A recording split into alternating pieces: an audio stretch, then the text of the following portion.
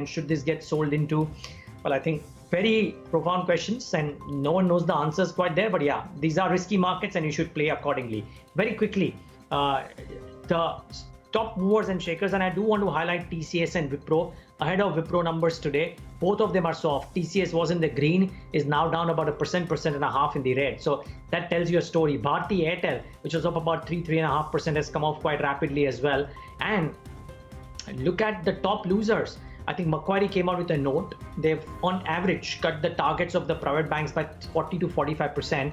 I don't know if that is the reason or something else, but something's caught the private banking and the private financial space. So Kotak Bank is down 6%, HDFC Bank is down 5%, Bajaj Finance is down 3.5%, and therefore you know where the weakness is coming from. Reliance too is not painting a very pretty picture, down about 2.5%, and UPL, which was up about 16% by the way, it still is the top gainer, but up just about 9.5%. Giving it company are stocks like Britannia, ITC, and HCL Tech about 4% higher in trade. So that's the outlier when it comes to the large cap IT space. Good afternoon, Devina. Very interesting day. Not quite what the bulls would have anticipated. Well, in the morning, it had a completely different undertone. And by the time we've hit mid-afternoon, it's a completely divergent space that we are in.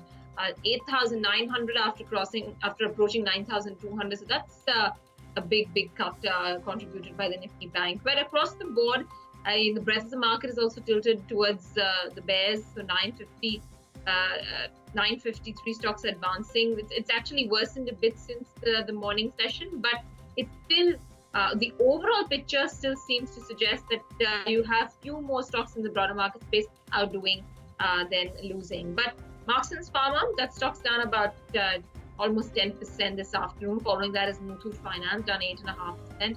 Cement stocks are not doing a whole lot much. Orient is down about 7%. Remember, we spoke to the management of Shree Cement in the morning. They said that it's not the production, it's the demand. As soon as the demand comes in, they are ready to go with the production. But the demand is going to suffer by about 20 to 25% in FY21. You've got Just Dial down 5.5%. Interglobe Aviation now with its extended lockdown, travel once again gets hit. So aviation, railway, IRCTC is down 4% as well. Some sugar stocks taking a beating today. You've got Sri Lanka Sugar, Balrampur Chini down 5% apiece. Kedala Healthcare down about 4%. Delta Corp another 4%. Quest Corp 4% low. And Avenue Supermarts, that's down about 4% as well in today's session. Metropolis, Carlyle selling out, and the stocks are down about 7.5% in intraday trade. Remember, the pricing was set at a 17% discount to Monday's close. That stock's factoring in a bit of it. Trident is up about 16.5%. There are, they did over the holiday give a commentary that they are starting production. And Motherson Sumi, 40% now. The updates, the pledges that they are, going to pay off. All of that really contributing positively, and the stock's 14% higher. RCF, Max Financial, UPL are some of the other bigger gainers in the session this afternoon. Okay, well, let's talk about the key point today, something that is very, very important, and that is the beginning of the result season for India, yes, but more importantly, the beginning of the IT names. Wipro comes out with numbers today, TCS comes out tomorrow, but let's talk about Wipro first. Agam Johnson with a quick perspective of what should one expect from Wipro when it comes to the results delivery, and what is it that he would be watching out for when it comes to the commentary from Wipro. Agam, I reckon the commentary is probably the most important part that we've seen in the recent times from any IT company. You're very correct, Neeraj. It is going to be the outlook that we are going to watch out for from all the information technology companies. Talking about Wipro specifically, not unlike many of its peers, it's been a largely unaffected quarter, considering the majority impact is going to be in the last couple of weeks. That is when a majority of the lockdowns across the world came into play in the month of March. Based on that, what we are seeing is consensus taking IT services revenues, looking at a small decline, sequential decline around 0.7%. But in terms of rupees, it's going to be a growth of around 1.1%. Margins seen to see a little bit of an expansion at 17.4 against 17.1%. Net profits, again, largely flattish, marginally declining to around 2,469 crores. Now, what we do expect the company to do is go ahead and at least give us a week guidance for the upcoming quarter, because there are a lot of challenges, as we have already put spoken about and put in a lot of our stories in BloombergQuint, where there is a delay and in execution as well as new deal signings. And based on that, there could be more weakness coming in. There is already a lot of weakness in the travel and hospitality sector, which will be playing a part as far as revenues go. But Wipro in this case doesn't have a significant exposure to those two verticals. As far as what we're watching out for, of course, any guidance that the company does give out will be on the assumption and the expectations of abatement of the virus, and of course the call off of the lockdowns. And of course, KEI is expecting anywhere between 1 to 4% decline in terms of the revenue guidance. So we'll be watching out for that. Let's not forget that we are still awaiting the announcement of the new CEO. So that is going to be important. And of course, the outlook on the US and Europe economy under the current backdrop, given the kind of havoc that the outbreak has played when it comes to several economies. Okay, well, we'll watch out for that. Agam, thanks so much for putting that into perspective. So that's as far as Wipro goes, and very important. The first of the IT majors to come out with the numbers and the commentary, and therefore it'll be very, very important. Of course, TCS, the big boy, comes out tomorrow, and therefore that too becomes crucial. But what a turn for the markets. Let's get in our experts to try and talk about that a bit. Manav Chopra Johnson right now with his thoughts first. Manav, so good having you. Thanks much for joining in. This U-turn of sorts that we've taken predominantly for the banks, but even for the markets at large, is this a bit of a point of resistance that the index reached, and now can we expect the tide to move lower? Yes, Neeraj, the index has reached to its important levels of specifically for the bank nifty, which was at around 20,000 to 20,100. We did see an intraday move or point where there was some bull participation, which got bank nifty trading above 20,100, but sharp sell-off from those levels definitely further provides confluence of strong resistance level. In fact, there has been a good build-up of shorts on the bank nifty, on HDFC Bank, Kotak Bank, which is indicating that there would be some sort of a weakness.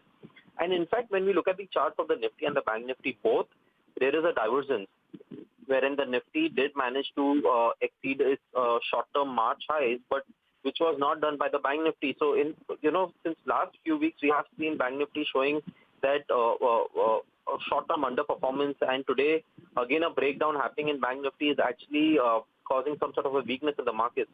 I sense on the lower side 18,300 to 18,400 are the important supports, and on the bank nifty, if those are violated on the lower side, that could actually lead to some more bit of sell-off and would also negate the short-term bullish structure.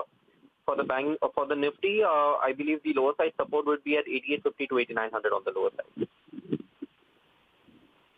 Okay, and in which case, I just wonder, Manav, do any of your trades have a banking name today? Because all of these have just suddenly fallen off the cliff. So as most of the banks are already near its important support, I feel it's time to take some bet on in the NBFCs. We have seen some bit of some NBFCs and these lending companies already seen a good rally. So with the risk reward, I would want to go with the sell on the Manapurna Finance. In fact, this is one stock which has already seen a good amount of rally from its lows of 75 levels and currently at 105. So 102 is providing a good risk reward even at the current zone. It's a sell for me with a stop loss of 1110 on the upside. I expect this stock to come and see a good amount of decline in the near term. Could see a test of its important support of 85.90. And one stock from the large caps which is looking quite well placed on the long side looks to be Shree Cement. So this is one stock that I would want to recommend that one can look to buy this in a phased manner in this kind of a decline. The stock seems to have bottomed out, at least for the near-term perspective, and with multiple divergence patterns, I think the cement as a pack was showing some sort of a good outperformance and bottoming. So cements may, you can buy Shriram's cement with a stop loss of 17,800 for an upside target of 19,000. Okay. Got that. I want to ask you about Motherson Sumi. Manav, would you take any fresh positions on the stock, which is up by 14% in today's session? Fundamentals, whatever the fundamental reasons being, is there more scope, for maybe additional buying here? Actually, Devina, the stock has actually seen a breakout, which was witnessed last week, and today has been a follow-on move. A good amount of short covering is witnessed into the stock, and I sense this will just be a short-term mean reversion rally or a short covering rally. Keeping that in play, one can also initiate fresh long positions even at the current levels. Important thing is to maintain a strong strict stop loss of 66 on the lower side. I believe in the near term the stock is quite well poised to test the levels of 80 and 82. Since we're on the topic of Madhusudhan Sumi, and we also have Kunj Bansal joining in. Kunj, I want to toss this over to you. It seems like all positives for Madhusudhan Sumi. They're reducing their pledges. They're giving, an update suggesting that client orders are in the pipeline as soon as production begins. They're waiting to lift orders. China production has gone back to pre-COVID levels. Do you see, fundamentals actually supporting?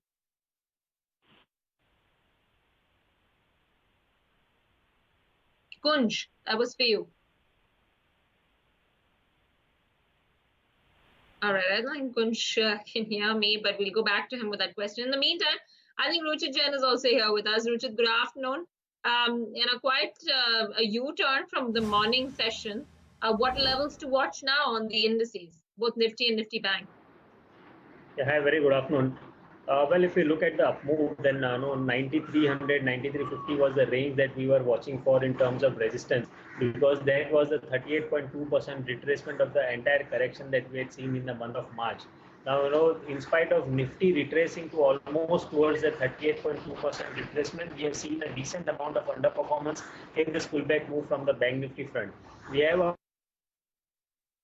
in the daily chart of the Nifty. Nifty even surpassed its 20 days exponential moving average, but all these things are somewhere missing in the banking and financial space, which usually used to be a leader when the market moves up. So I think this divergence is not that positive for the overall market until we see the Bank Nifty crossing the 20 days exponential moving average mark. I think this divergence could lead to some sort of profit booking, which we have seen in today's trading session. So I am not reading as of now this as a formation of a fresh shorts, but certainly because market has retraced almost towards the 38.2% retracement level, I think this is a profit booking on the long positions that we are seeing.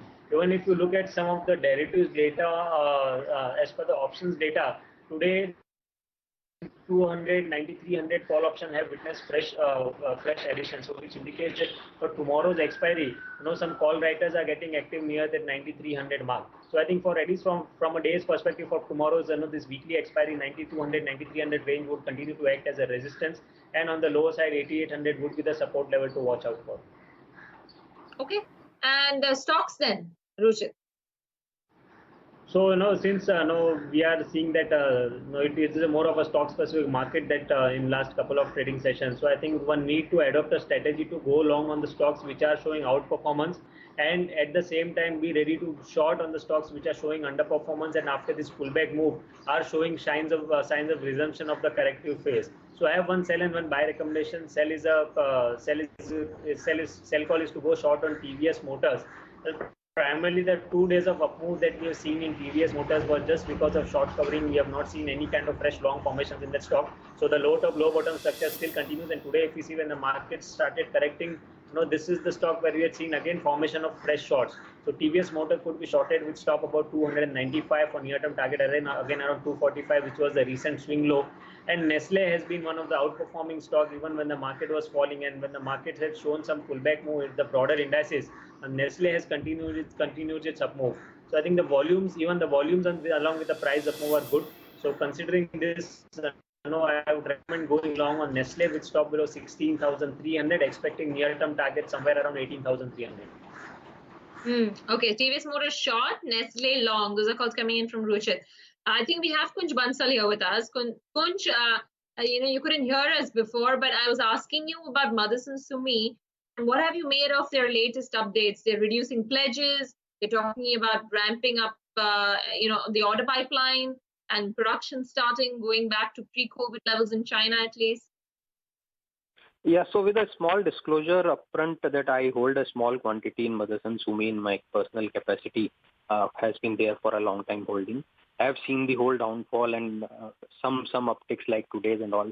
I think it's more of a short-term rebound which has been happening in all the stocks which had been hammered really badly out of shape, especially from auto sector, both auto OEMs as well as auto ancillaries.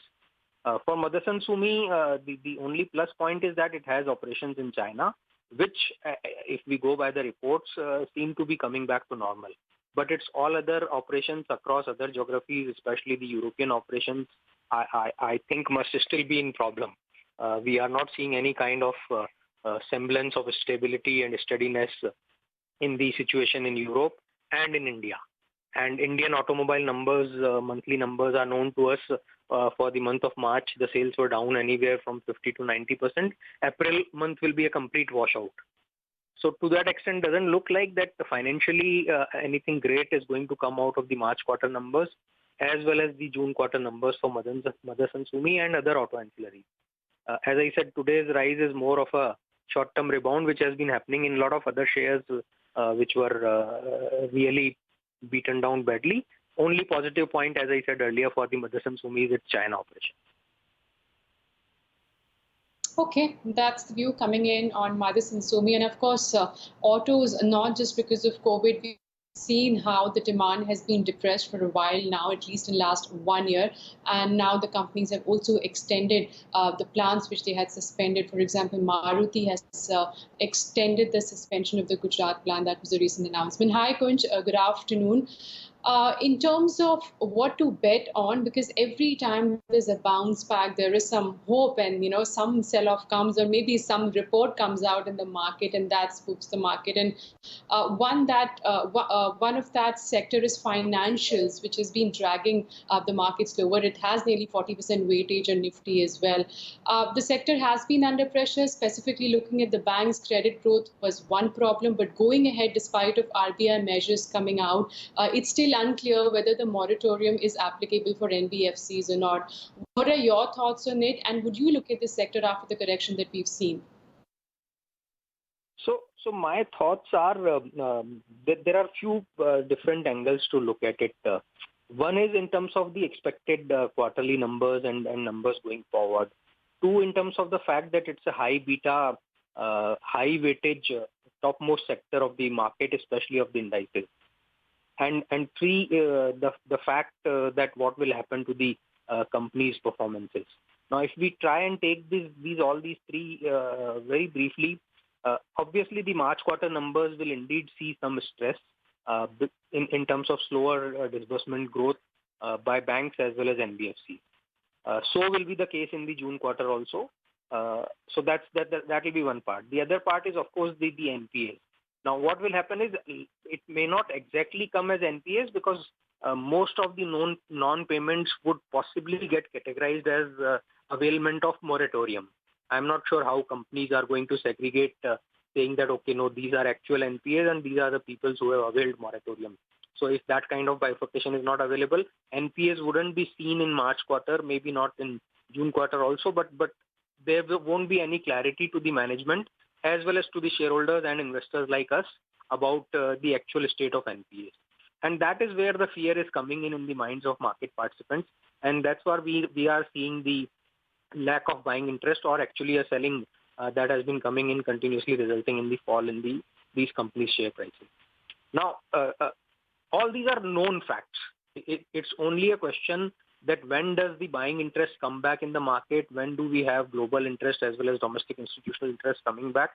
Whenever that is there, let's keep in mind that being a high beta, high weightage sector, all the high quality, large cap liquid companies from different subsegments, be it private sector banks, be it NBFCs, be it insurance, even for that matter, some of the housing finance companies will indeed attract buying interest of the investors. And to that extent, they can't be written it off. In the short term, yes, in line with the market, the volatility will continue. So if one is taking a short-term call, probably this is not the time one has to stay away. If one doesn't mind getting in at a little higher level, one can wait and get in only when one sees the stability in the market. Kunj, that's the advice most of the market experts have been saying. Don't try to time the bottom. It's okay if you enter a stock at 15 or 20% higher. In fact, Macquarie, by the way, has cut the private sector bank EPS by as much as 35 to 40%, and they've also cut target prices by as much as 45%. Probably that's something why we've seen such a sharp correction coming in for Nifty Bank. And they've highlighted asset quality as a very big issue. Credit cost to be around 225 bips for FY21 and 22. And their preferred picks remain ICICI Bank, HDFC, and ICICI Prudential. Talking about the life insurance space, Kunj, correct me if I'm wrong, I think you've liked HDFC Life in the past. So let's talk about stocks which have corrected and they offer a good opportunity. Of course, how we've also been chatting about life insurance as a pack, especially HDFC Life valuations had gone up quite substantially last year. At current levels, do you think it's a good buy and one should venture into that space, considering this is also a space which is underpenetrated? Yeah, so we are standing at the current market wherein we saw a sharp fall in the indices from the peak to 40%, and from that bottom we have recovered almost 20%. And probably now market is trying to think that what do I do? Or we as market participants are trying to see what does market do. Now in such a scenario, it is always difficult to take a shorter term call on the market. In such a scenario, it is all the more difficult. So what one can do is one can probably look at buying a medium to long term stock calls if one has to buy, and wait for them to give good returns. Now that a medium to long term holding horizon can anywhere be there in the range of 2 to 3, 4, 5 years or so. If we take that kind of horizon, obviously the investment approach comes to the fact that a lot of good quality companies which earlier had become to stratospheric valuation levels are available at quite attractive levels. That's one part. Second part, that what happens to their results, financial performance? Yes, obviously it is very well known, understood and analyzed that in the short term that will be weak. The March quarter numbers could be weak, the June quarter numbers could be weak, September quarter numbers will depend on how things shape up. But that is already built into the prices. Of course, if market keeps going up and down, we can continue to see things going up and down. Specifically coming to insurance companies, there have been two major negative developments over the last few months. So before COVID, there was the budget development in which Section 80C benefit has been withdrawn, in a way withdrawn from these companies. Now, in my view, while it is from the immediate short-term business point of view, it's a negative. But if I were to look at it from the valuation point of the sector, it is very big positive. Let's keep in mind that the insurance sector earlier was dependent on the crutches of a benefit of tax saving to sell its insurance policies or sell its products and services. Now that crutch has been withdrawn. So now whatever selling happens will be on the basis of genuine need of the investors. And that's where I think the whole sector needs to be rewarded 1 or 2 or 3 or 4 notches higher than the valuation that was being given earlier, because now the selling will be genuine. So that's one. Secondly, of course, the recent drop in the interest rates done by RBI and in the market post-COVID will obviously result into reduced earnings for these companies. Despite these two major negatives, number one. Number two, despite the known fact that short-term results of March quarter, June quarter will be weak, if we look at it frankly from the long-term point of view, the quality of the businesses, the business models, the management capabilities, these are the and under penetration of the insurance sector particularly. This is a sector to be invested, and yes, of course, within that, HDFC Life is one of my top picks. Okay, so HDFC Life remains the top pick. Though markets have corrected, one space which is still holding on to the gains is the FMCG pack. So you've got ITC right now, which is up and about. It's gained about 5%, and you've got the other ones like Dabur, Britannia, gaining about 5 to 4%. Remember, HUL2 today has been giving you returns. It may have come off from the high point. It was up 6% at one point of time due to its weightage going up in MSCI and FTSE. And remember, today is also the last day for GSK Consumer to be traded. So the merger is with effect from tomorrow. Let me quickly just get some technical check. Manav, ITC 5% higher, currently trading somewhere at about 190. Would you take a bet on the long side? Prices definitely for ITC have been a good outperforming recently, but currently looking at the current market scenario, I would want to wait at least for the near-term perspective. Recently, ITC has actually seen a good rally already from its lows of 140. So Probably, I think a good trade would come in only if the prices come close to the levels of 175, 180 on the lower side. Currently, the risk-reward ratio doesn't seem very favorable as the stop losses would be placed only below 170. So, looking at the current scene, I think there could be a short-term profit booking coming into ITC also in the near term. So, the ideal scenario would be to get in longs around the levels of 175, 180 on the lower side. So the FMCG index is up about 3.5%. And you've got a Nifty Realty also, which is up about 1.5%. IT index is up 1.2% as well. So, and the mid cap 100 is up 1.2%. So mid caps and small caps really outdoing in the benchmark index. And now the breadth of the market has also improved. Remember when we first started the show, we had somewhere close to 850 stocks advancing versus 530 stocks declining. And now that is, that's bettered itself. 1,022 stocks are advancing now within the broader market space. But just a few other stocks then I'd like to talk about. What do you think you should do, Ruchit, with an Avenue Supermarts? While up until a few days ago, the stock was locked up on upper circuit. Today's last 1 or 2 days, the circuit seems to have opened post the update that has come in. But do you feel it's still worth buying into? See, I would wait for some decline further from current levels, primarily because if you look at the recent up move, which was from 1800 to 2400, the volumes in the cash market segment in this up move were not that good. But if you look at some of the historical data, then whenever the stock prices have moved up, the volumes generally used to be very high, which is not this time. So I think definitely the long-term trend for the stock is still positive, but one should approach a buy and dip strategy and wait for dips again, maybe towards 1900 to 2000. I think the risk-reward ratio would turn favorable again if one goes long around those levels. So wait for a dip towards 1900 to 2000. That would be ideally a good range to get into the stock. Larsen & Toubro is the other one that's up about 3-odd%. Remember on Monday's session too, Larsen & Toubro was one of the biggest gainers on the Nifty 50. And to keep the backdrop in mind, the last 7 days we've at least seen 3 new order wins for L&T construction that's coming in, and order sizes have also been to the tune of about 1,000 to 1,500 odd crores. Kunj, you want to comment on Larsen & Toubro? While this has been a complete laggard in the last rally, do you feel that there could be some sense of semblance that could come about in the stock? I know infra activity is not going to really pick up in a gusto, but do you feel that it's worth owning Larsen & Toubro at about $900? Very difficult to take a call. So you highlighted rightly some points that there have been announcement of order wins by the company in last few days. The stock price has been a complete laggard, and participation in the market hasn't been there. Of course, that makes valuation attractive, but then question is, what will be the sector growth as well as the company growth going forward? So as I said, amidst all this, it's very difficult to take a call on such stocks in the market and on capital goods and infrastructure sector.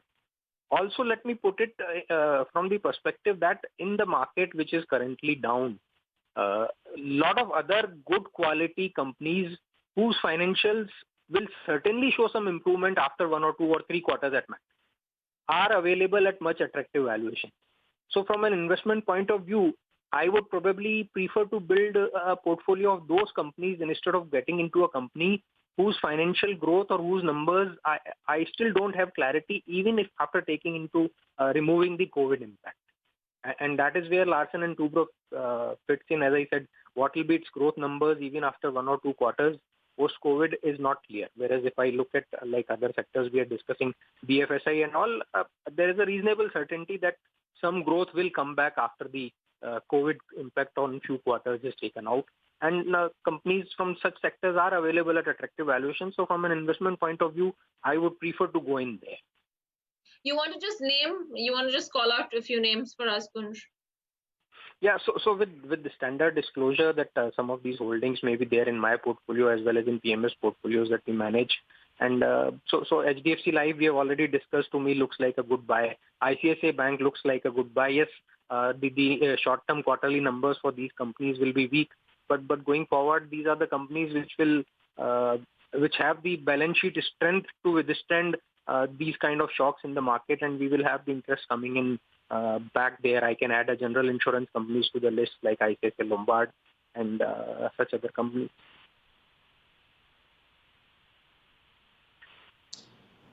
Okay, so those are some ideas coming in from Kunj. I just also want to highlight the Nifty Pharma Index. It may have come off from the high point of the day, but the top gainer of that index is Glenmark. It's still up 6 to 7%. If possible, the futures could also come up on the screen, and open interest build-up continues, indicating that the fresh long positions have been continuing. Remember, on year-to-date basis or in last 1 year now, this has been an underperformer compared to the other stocks in the Nifty Pharma Index. Today, it's up for the fifth straight day. On Monday, it closed with gains of about 21 to 22%. Richard, you want to come in here? Glenmark, considering it's been underperforming its peers for the last 3 months or 1 year, but last 5 days it's picked up momentum. And how? Do you think it's made its bottom now and the stock could inch higher even from its current levels? If you see, definitely the stock was an underperformer among the other pharma names. In fact, it's an underperformer among the other pharma names. But what we have seen in last couple of trading sessions is that the up move is the result of most of the short stopping move along with the fresh long formations. Even in the cash market segment, the volumes in last couple of trading sessions have been good. So I think this is somewhat a positive sign. But I won't recommend creating fresh longs at current levels because already the stock has moved higher. And if we look at the price movement, then it is now trading around its 200-day moving average resistance. So I think we might see some decline in next few trading sessions towards 260, 270 kind of range again. So I think pharma as a space is now a buy on decline strategy with what one should approach. So in case if we get a decline towards 270 kind of more levels, then I think that would be good level to get off long.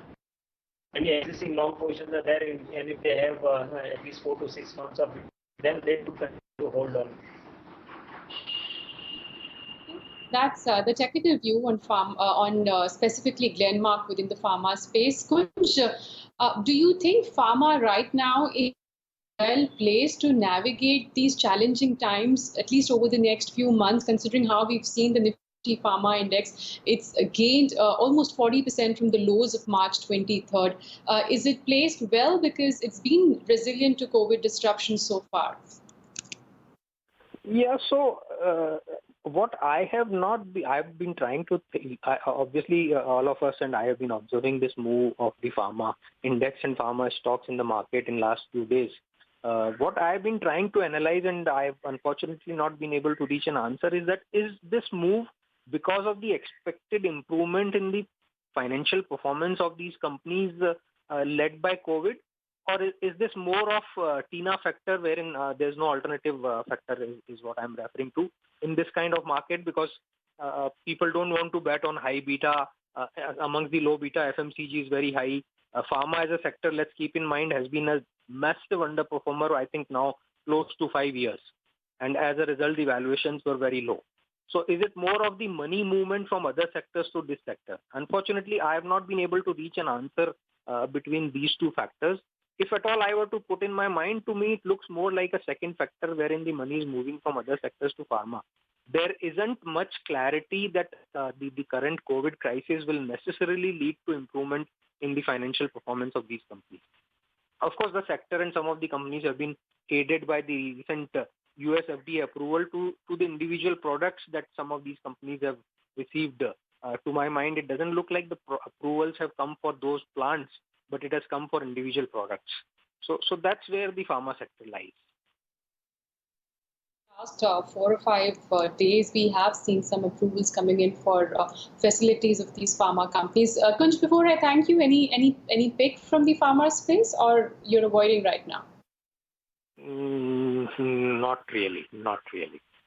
Okay, Kunj, appreciate you joining us. Thanks a lot for removing time for us and sharing your views with our viewers. That was Kunj, who highlighted a few of the stocks he does like, one of them being HDFC Life, and even from the banking space, he highlighted ICICI Bank.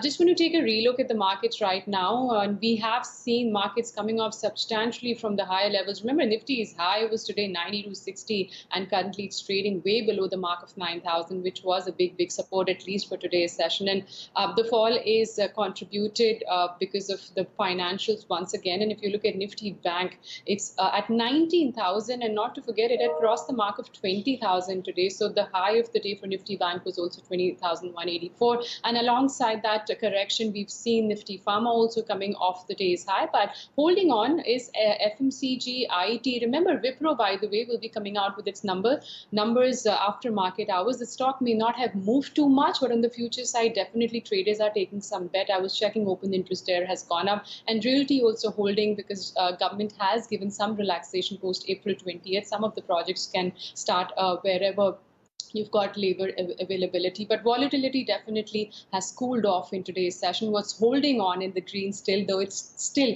off the day's high, are the broader markets, but the market breadth definitely has deteriorated. You've got the mid cap as well as small cap indices both sitting with gains right now. All right, we've been joined right now by a very special guest to talk about what is happening with regards to the cargo volumes, which has seen a significant dent in COVID-19 period. And to take this conversation forward, I have with me Mr. Jakub Sorensen. He's the Managing Director at APM Terminals, Pipavav, from Gujarat. He's joining in right now. Jakub, thanks very much for taking out the time. And these are unprecedented times for everybody and every industry. There's no playbook to go by. We've not seen such a thing happen in the past that we can learn from history. But as we go along, do you feel things are starting to, while obviously, ports is running to maintain sustenance, but there are significant challenges for a company such as yourself as well. Could you highlight what you're going through in this period? Yes, good morning, Davina, and thanks for having us here. You're right. I mean, I can try to remember back to the Lehman Brothers crisis more than a decade ago, but then again, this is different. I believe, yes, we can say we've gone through several phases already. So we've all been spectators and watching what was going on in China, and then all of a sudden we had it here on our own doorsteps in India. When it comes to the port, you're also correct that we've been definitely preparing for safety and security, for PPEs and equipment, masks and so on for our staff. And then on the 23rd of March, when the lockdown was declared, we all of a sudden had very little time to scramble and get that effectuated and get that in place. And actually, I'm in the port myself. I've been here since March on the ground in Pipavav, and I must say the people are coming together like a team building exercise that you would never be able to stage. So that side of it is actually very heartening, and it goes both for our direct employees, our subcontractors, and it goes for the customs people and government. And so I think here in Pipavav and in the southern part of Gujarat, it's a rather unique situation we are in. Now, to answer your question about the phase we are looking at right now, that is really what's going to happen now that the lockdown is extended. So we still have cargo coming into the pipeline, which was planned, and actually the first quarter, as you know, we are a public listed company and we are in lockdown when it comes to the financial performance. But when it comes to the volume, the first quarter of 2020 was actually quite okay. And speaking of April here, we are still seeing cargo coming in by ship, so we are still having very effective rail operations going on. Ironically, it's very effective because there are no passenger trains, so all the cargo trains going north and south between Gujarat and the northern part of India is actually running. We have a transit time now of less than 48 hours from here to Delhi, so that's amazing.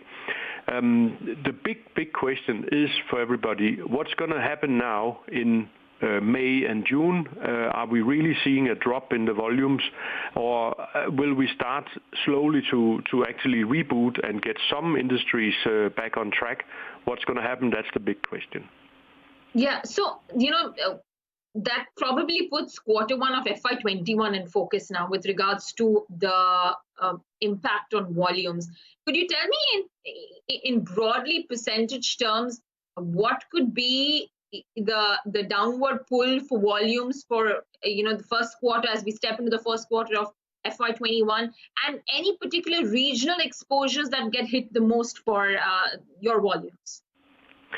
Well, what we have seen now is actually a drop less than 10%, which is amazing. The big question is what's going to happen here in the latter part of April, May, and June in quarter two. And there it's a bit up and down, because at the same time as we are seeing cancellations of shipping lines and so on, but we are also seeing that there are some potential pockets of new opportunities coming in. We see a little bit surge in our export of reefer cargo, which is of course agricultural products, and we have a couple of big clients that are actually able to push export. That means cargo that they would otherwise have been selling in India, they are now exporting it. So the net effect, I'm still crossing my finger, the net effect is less dramatic for us in Pipavav, and I'm sure that the situation will be different in large ports like in Navasheva and in Mundra. But since we are a little small niche port where we actually have almost 100% of the operation ongoing, I think we have catched the attention of certain people who actually see this as an opportunity to let their business continue. So it is really, if I had that crystal ball, it would be great. But I would say my biggest dilemma here is to try to balance that we keep our people safe, we keep our people able to come to work, giving the lockdown and giving the restrictions we do have. At the same time, I can't afford to have a lot of people standing by and then the volume doesn't show up. So that's the big question.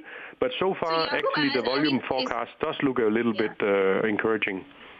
Yeah, so that is encouraging. In fact, a 10% hit, that's it. I mean, that would be wishful thinking for many industries at this point. So that's really great to hear. But I just want to point out some of the other challenges, and you can tell me if they indeed are a challenge for Gujarat Pipavav or no. So there was a report that I read that suggested that the turnaround time for ships is going to be higher.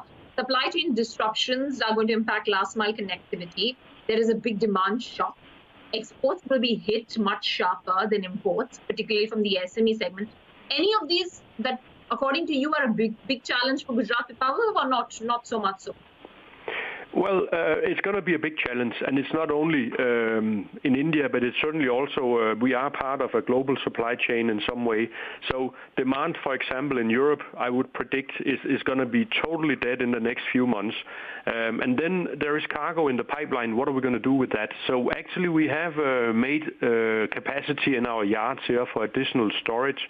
And that means that even if the demand crunch is there and people are not able to receive cargo in Europe and the US, we could still accommodate exporters so they could go back to manufacturing and we could keep it here so that they still can keep going, and then we will have to forecast when we can open up for the tap in the other end. But as I said, it's these scenarios that are really difficult to project, and I want to be also realistic. We are working on scenarios where we say 10% volume drop, 20% volume drop, and 30% volume drop. So for those scenarios, I do have a playbook that is rather drastic should that happen. At the same time, as I just mentioned, it could be that we are seeing new opportunities trying to mitigate all these global disruptions. There might actually be some chances that we can use our capacity to fit into the global supply chain. Yeah, you spoke about having warehousing for storage of cargo if demand dips and you're not able to, and countries are not able to pick up. Won't that increase fixed costs for the company? Yeah, but even when you say warehousing, we do have warehouses, and that means gudangs and warehouses with roof over. But the blessing, the silver lining is that we have plenty of empty containers. So actually, I could store empty containers, or I could store full containers with cargo in it, be that even import or export.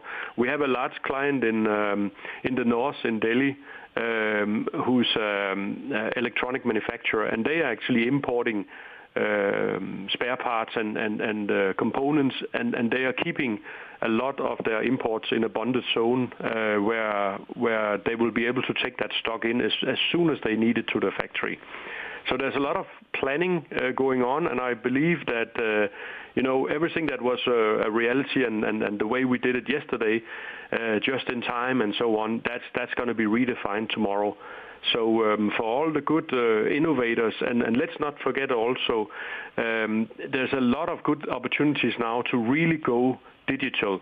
So one good example I have is that our local customs people here in Pipavav, they've actually been amazing. They've been working from home, but they've been working online.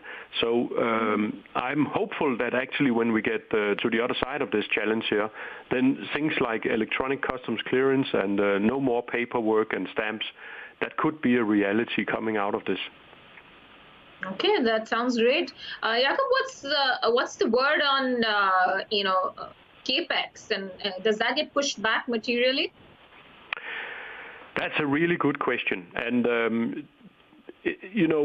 we don't know each other so well, but I'm known as a guy who don't give up and as a guy who push things forward. And if I look at one of my really big idols, that is the founder of AP Moller Maersk, Mr. Maersk Mc-Kinney Moller, and in our group we have always been very good at actually investing and doing investments and purchases when the market is down.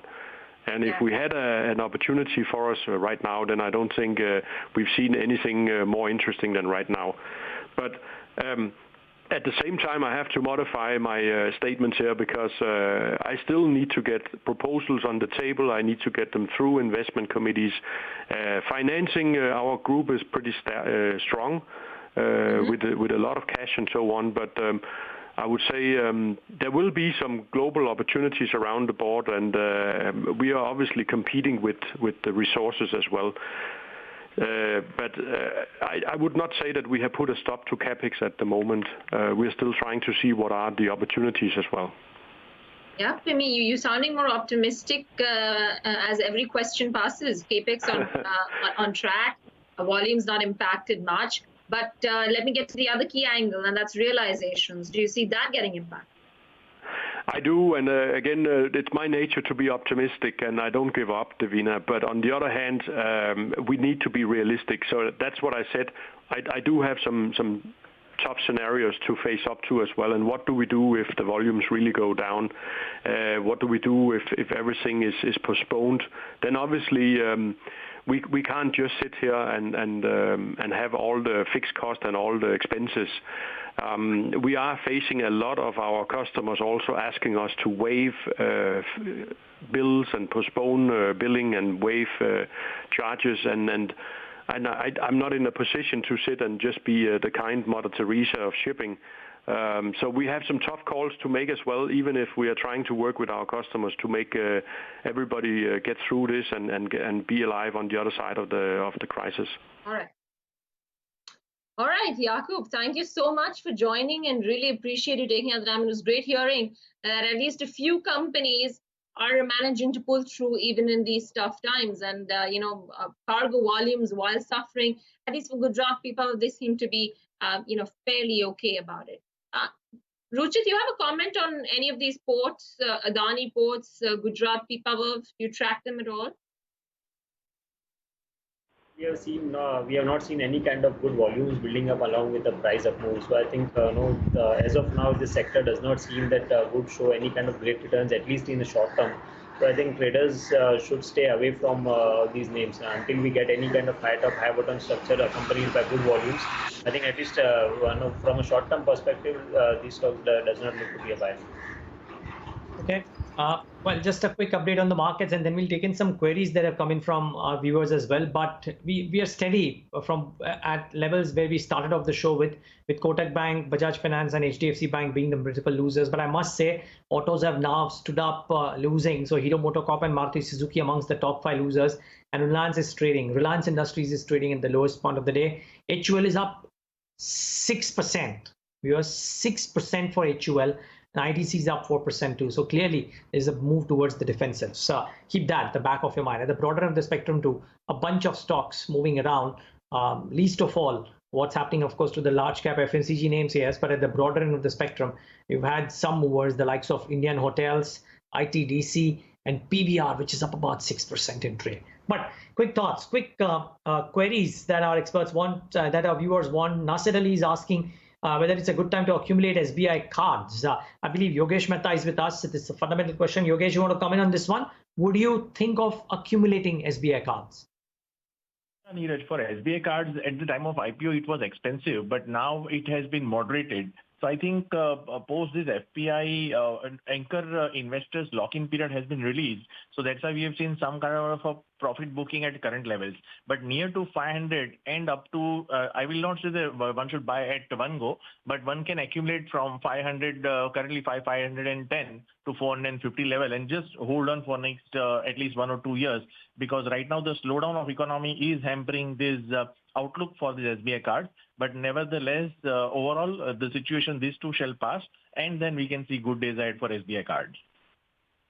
Question from Anand Kumar is on Bajaj Finserv, Yogesh, and again, a discretionary consumption story because 70% of the value, I presume, in Bajaj Finserv is on account of the holding in Bajaj Finance. So what's the long-term view there? I think, Bajaj Finance has corrected significantly from 5,000, near to 5,000 to now almost less than half.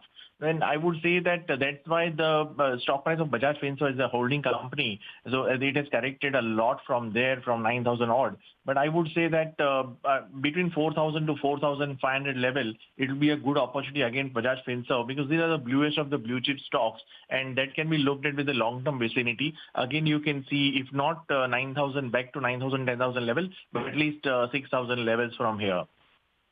Okay, Yogesh, very quickly, a view that Kaizen is asking for Graphite India. Are Graphite India and HEG even in the realms of possibilities right now, or would you just stay away from them? One should literally stay away from these names because the margin they were enjoying is no more there, and the kind of market cap erosion has happened. So this would be going to be a capital erosion further from here. So better to avoid these names.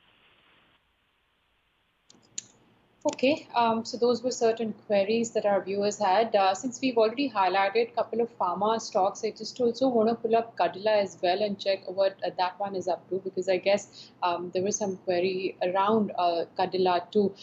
Madam, if I could come to you, if somebody is holding Cadila right now, what would your advice be? And somebody is holding at 1,100 shares at levels of 360, and this is one stock which has done quite well in the last 1 month. What would your advice be, to continue holding it or to book out? The stock has some important support around the levels of 325 and 320 on the lower side. I believe the pharma space has shown some sort of a short-term to medium-term reversal signals, and one should definitely continue to hold it at least for next 2 to 3 months. This would be one sector, and even Cadila too has confirmed a good reversal formation. So maybe a short-term consolidation from here on could see a good base building, but once the stock exceeds and close above 350, we could see a resumption of the momentum rally. We maintain our upside target of close to 375 to 390 into this. Okay, so hope there are queries answered there on Cadila. By the way, PVR has just surged in the last few minutes of trade, so it's at 1100. PVR is up about 9% in trade, and you've got Naukri too. That's InfoEdge, which is sitting with gains of about 10% right now. And two stocks I want to highlight, which are trading around and have crossed their 50 DMA as well in the market today. So that's Pidilite, and one of them is ITC, which is also one of your top contributors on Nifty. But we'll see the technical view later. I want to come to you, Yogesh, on ITC, which has recovered a lot in the last few sessions, and also a strong counter like Pidilite, which is gaining in trade. Do you think one should still have these stocks in the portfolio? Of course, ITC valuations could be attractive, but that's not the case for Pidilite. Yeah, that's not the case with the Pidilite, but ITC, if the query is for ITC, then I would say around 190. Now the stock has already been appreciated from 135 odd. Last time when we spoke, it was 170 odd, and now it is 190 plus. So upside seems to be very capped. Even if somebody is looking at 10% kind of a return for the entire year and willing to hold on, then one can hold on with this, because still it is available at less than 20 times P multiple on FY21 basis current year. And for FY22, much cheaper.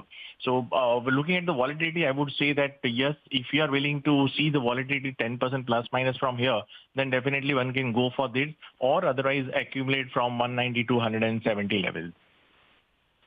Okay, so that's ITC and Pidilite, which have surged in today's session. Let's quickly get you closing strategies from our technical experts, since we've just got 10 minutes for markets to shut shop. Manav Chopra, your closing strategy, any BTST or STBT for tomorrow's trade? See, at the current levels, we've seen a good amount of outperformance coming from the FMCG space. So at the current zone, I think Dabur is very well placed. It has seen a good breakout as the prices are trading above its important crucial resistance level of 495. This can be bought with the stop loss of 490 on the lower side for an upside of 525. This would be a BTST trade. One will be a STBT trade, which will be a sell on Hero Moto. In fact, we've seen a good breakdown. In the prices have breached its last 2 days lows and is likely to close below it. So a short-term reversal that has taken place in Hero MotoCorp. One can look to initiate fresh shots with a stop loss of 1875 for lower targets of 1740. Okay, Richard, what about you? Your closing strategy? I would recommend buying Berger Paints for BTST. Well, if we look at the daily chart, today the stock has given a breakout above its swing high of 31st of March. And in spite of the broader market showing some profit booking from high levels, the stock has managed to hold on to the day's gains. Even the volumes on the daily chart are good compared to the daily average. So I think Berger Paint could do levels, could rally towards levels of 535 for tomorrow. So keeping a stock below 495, one can buy Berger Paints for targets somewhere around 535 to 540.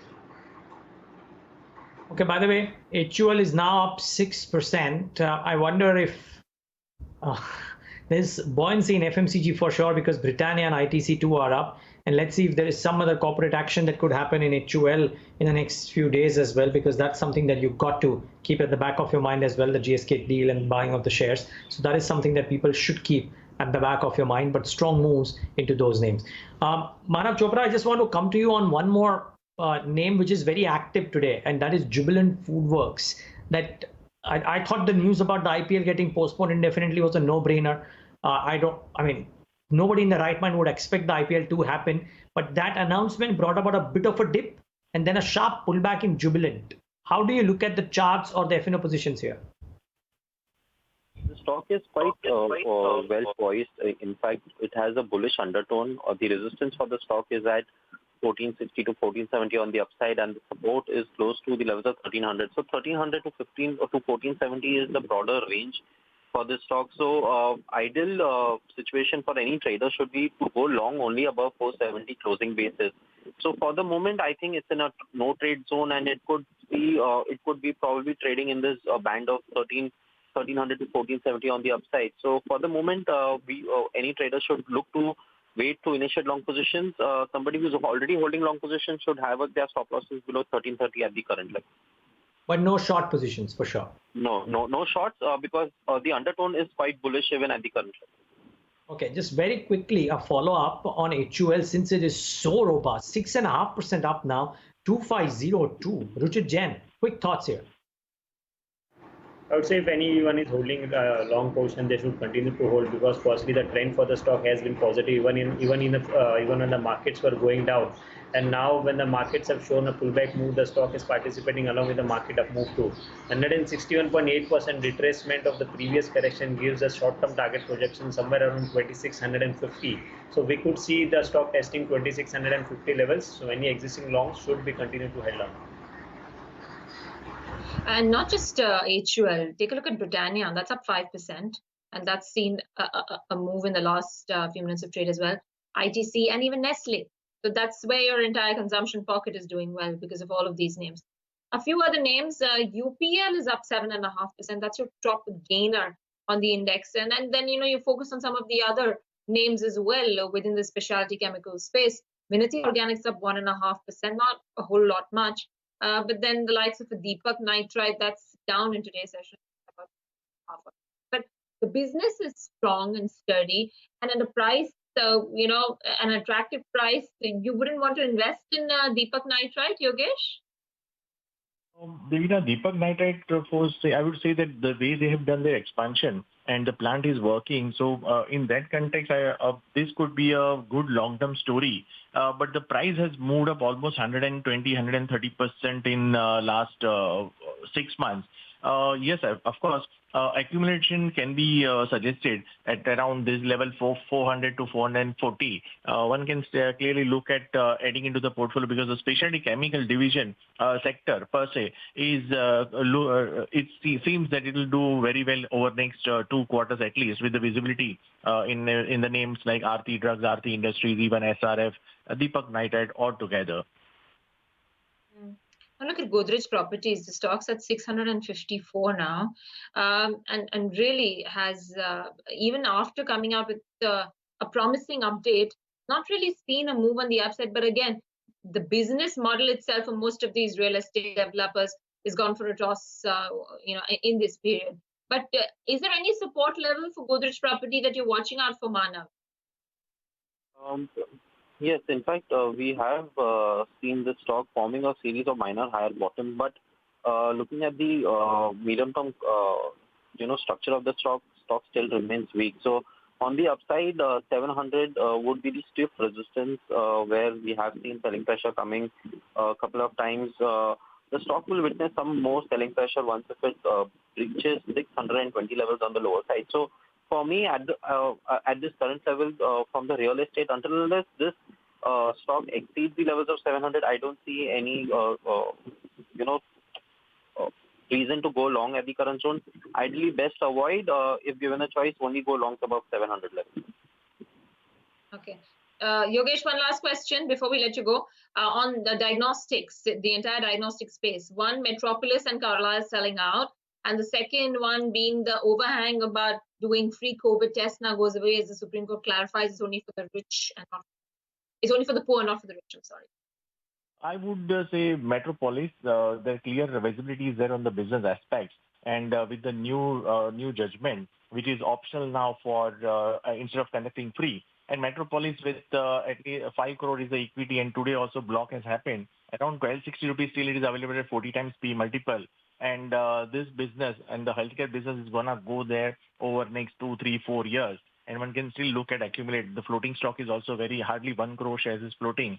And looking at the profitability of around, say, 180 to 210 crore for FY21, I would say that it is available 40 times and still can be looked at accumulation from current level. We have seen earlier 1000 level also, and from there it went up to 1500 plus. Again, it was 1200, below 1200. Can be looked at buying in the portfolio, yes. We'll leave it at that. Thanks much for taking the time out and being with us today and giving us your thoughts. Let's start wrapping up the markets. FMCG all the way. Yes, you have a UPL which is up 8% and is the top gainer on the day when the index has fallen about 1% and the Nifty Bank is down about 1.9%. But it's FMCG really. HUL, Britannia, ITC and Nestle India. 4 in the top 6 are FMCG names. That tells you a story, isn't it? Some defensive positioning in the session today. Shree Cement has gained about 4.5%, not bad. The management was saying that a lot of things can't be predicted, and the number of volume growth, or the volume contraction number was pretty strong, expectation that is. But the stock is up. Ultratech 2, by the way, has gained about 3.5%. There's some strength in Bajaj Finserv, some strength in Tech Mahindra in the session today. And HCL Tech 2 is doing okay. But what's not doing well? Some financial names, the likes of Kotak, HDFC and HDFC Bank, auto names like Hero MotoCorp and Maruti Suzuki and Mahindra. Reliance is down, and I want to make a special mention of the 2 IT names which are going to come out with results over the next 2 days. Wipro, 1.5% lower ahead of the numbers coming out later today, and TCS is closing in at the day's low. It's never good news for a stock which is large cap ahead of an event closing in the day's low. Started off well, ending about 1.5% lower in trade, 1733. Not a happy hunting ground for this one. What about the broader end of the spectrum, Nami? Neeraj, broader markets are closing in the green, but the way we started today, one would have expected good gains to come by. So we're closing off the day's high, though still in the positive territory for broader markets. And another good point is the market breadth may have deteriorated marginally during the session in the second half specifically, but still market breadth is also positive towards the closing. Volatility is cooled off today despite of markets being in red. So that's another good sign. Maybe markets have already factored in the lockdown which has been extended now, and the fear surrounding coronavirus. But looking at some individual pockets which have done well in today's session, of course, we've been discussing Motherson Sumi, so that's one stock which did pretty well. Good commentary coming in, and also the board has approved raising 1,000 crore to address the liquidity issues. Pidilite was the other one, a strong counter crossing its 50 DMA. Then you had something like ACC, and cement as a pack, I think, did well. You had Shree Cement among the nifty constituent. Even Ultratech, by the way, was up and about. Maybe partial resumption of activity is good news for them. And Dabur, the other stock within the FMCG pack, was up and about. And you also have Marico, by the way, with surge 4%. Berger Paints also doing pretty well. And among the Nifty 500 constituents, Dilip Bilcon was the one which was locked in upper circuit, I guess, towards the end. So that one saw 20% gains coming in. Max Financial was the other stock in that index, which I think exhibited good performance today, double-digit gains coming in from Max Financial, almost up 14%. And right from the word go, your fertilizer stocks did witness some momentum. So Deepak Fertilizer was up and about. On the losing side, even RCF, by the way, was up. On the losing side, you had DEML, which is closing the day with cuts of 11%. Then you had Muthoot Finance, some downgrades coming in there. So that one was down 7.5%. Interglobe Aviation was down 6% in trade. And you also had stocks like Hero Moto. Of course, that's a nifty counter, but that also saw selling pressure in the second half of the session. ICICI Prudential was the other one which fell by about 4 to 4.5%. But Devina, in terms of contributors, where FMCG contributed on the upside, I think once again it was the banks particularly which dragged the index lower. Yep, and you've got HDFC Bank, which is your top loser. 31 points lower contributed by HDFC Bank. Reliance Industries saw that last minute drawdown, and the stock is contributing 25 points on the downside. HDFC Limited 23 points, Kotak Mahindra Bank 22 points. Amongst the gainers, HUL 23 points on the upside, along with ITC, Asian Paints, Britannia, and Larsen & Toubro, I think second day on the trot, but marginal. I think Larsen & Toubro contributed just about 3 odd points in that rally, which was led higher by HUL and ITC. The advanced decline ratio pretty promising. So you've got 1,026 stocks that have actually gone up versus about 526 stocks which are trading in the red. And interestingly, I actually just want to quickly take a look at the turnover as well. And, as per the NSE website right now, the cash market turnover seems to be about 64,000 crores, if I'm not mistaken. That's the number that I'm reading on the NSE website. But we'll have to wait and watch. But if it is, then it is a big number with regards to the overall turnover. But just some quick closing comments as well from both our experts, from Manav as well as Rujit. What do we watch out for come tomorrow? Now we've got a lot of holidays behind us and no more holidays to look forward to. What will you be watching out for?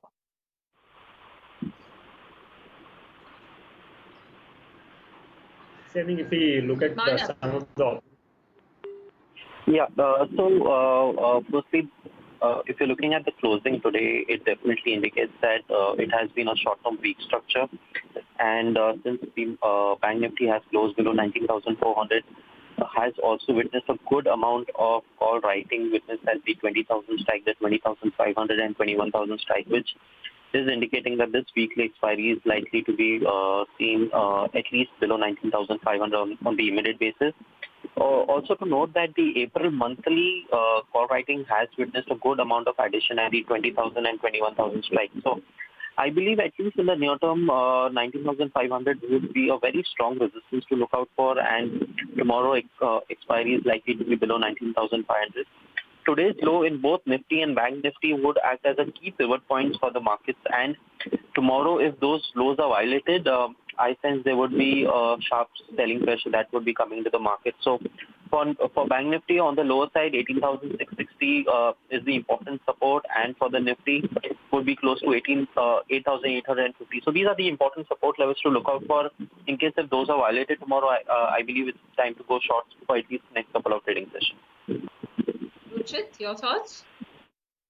So a couple of observations today. What we had seen that Nifty had resistance around 9,300, 9,350, because that was a 38.2% retracement mark of the recent fall.